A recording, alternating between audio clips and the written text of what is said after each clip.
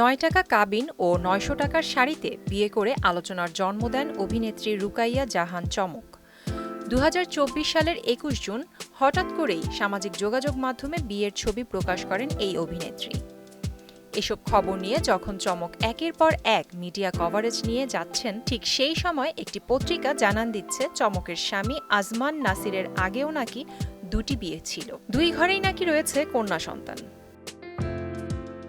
নাসিরের প্রথম বিয়ে ২০০৮ সালের ১০ জুন। বিয়ের মাসখানেক পর স্টুডেন্ট ভিসায় স্ত্রী সামান্তা ইসলামকে নিয়ে লন্ডনে পড়াশোনা করতে যান তিনি।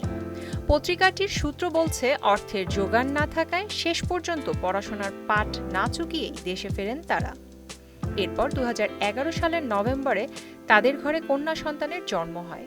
কিন্তু দাম্পত্য কলহে ২০১৬ সালের জুন সামান্তার সঙ্গে ডিভোর্স হয় নাসিরের।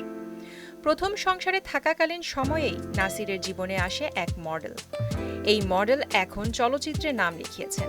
সেই মডেল কাম নায়িকার ডেড বডি নামে একটি সিনেমা মুক্তিও পেয়েছে, তবে সাড়া ফেলতে পারেনি।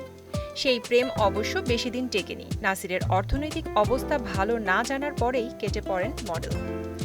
এর মধ্যে লামিয়া ফারহিনের সঙ্গে সম্পর্কে জড়ান নাসির। লামিয়া সম্ভ্রান্ত পরিবারের মেয়ে, অর্থবিত্ত কোনো কিছুতেই কমতি ছিল না। নাসিরের প্রেমের ফাঁদে পড়েন তিনি।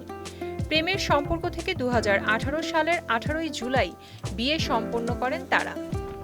এরপর ২০২০ সালের ডিসেম্বরে এই ঘরও আলো করে আসে কন্যা সন্তান। পত্রিকাটির সূত্র আরও বলছে, সংসার চলাকালীন সময়েই নাসিরের সঙ্গে অভিনেত্রী চমকের পরিচয় হয়, যা নিয়ে তাদের সংসারে শুরু হয় টানাপোড়েন। দুজনই সিদ্ধান্তে আসে বিচ্ছেদের। তারপর ২০২৩ সালের অক্টোবর আনুষ্ঠানিক বিচ্ছেদ হয় তাদের। তার ১ বছর না পেরুতেই নাসিরের তৃতীয় স্ত্রী হন ছোট পর্দার অভিনেত্রী চমক। প্রিয়াঙ্কা নিতু, মোহনা ডিজিটাল।